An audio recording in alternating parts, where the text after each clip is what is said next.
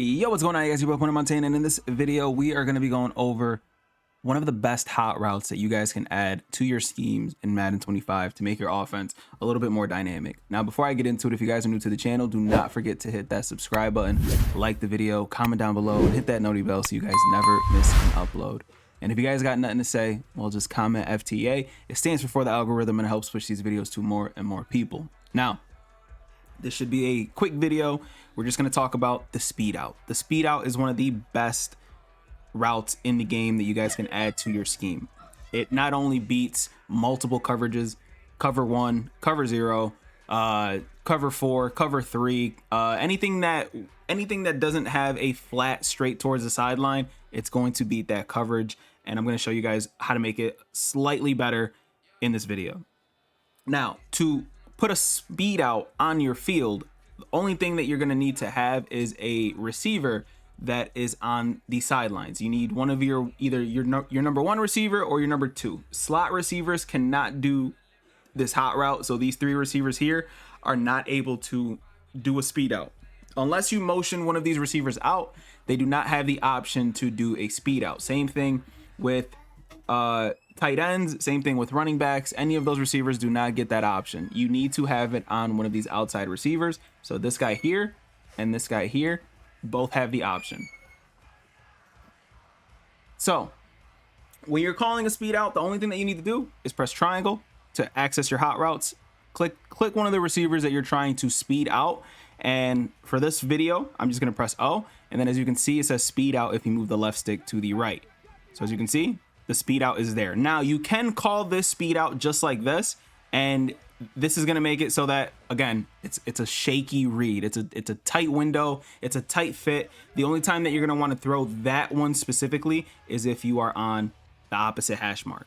So the speed out that I'm going to show you guys right now is a very, very easy fix. All you're going to want to do is custom stem him at least 10 yards. This will work up to around the 15-yard mark. I feel like the 15-yard mark is around the sweet spot. Excuse me, within the 10 to 15-yard mark is around the sweet spot, excuse me. And when that happens, you'll notice that, oh, he's in a cover 2, so this isn't going to work. So let me just throw the right read here. So if they're in a cover 2, that's the only coverage that isn't going to work against this kind of route. So it looks like they might be in another cover 2 here. So let's run it one more time. Oh, he's not in a cover 2, which means we're going to be able to throw the speed out. And as you can see, you see the separation that he gets, you see the spacing that he gets, and that defender's not going to be able to guard that ever. It's just one of the best routes in the game, and it just makes everybody's life. Oh, I accidentally clicked the button. I didn't bullet pass. So when you throw this pass, you have to bullet pass this pass. Okay, this time there's not even a defender out there, which makes it easy pickings. But again, for this route specifically, you have to custom stem him all the way up a little bit. And as soon as he crosses, he's in a cover 2 again, which means that we can't throw this. It's the only kind of defense that you can't throw this route against is cover 2. So as soon as they end up not being in a cover 2, I will throw it perfectly. As you can see, boom, speed out. Every time. They can't guard it. There isn't a defender in the game that's going to be able to guard this route.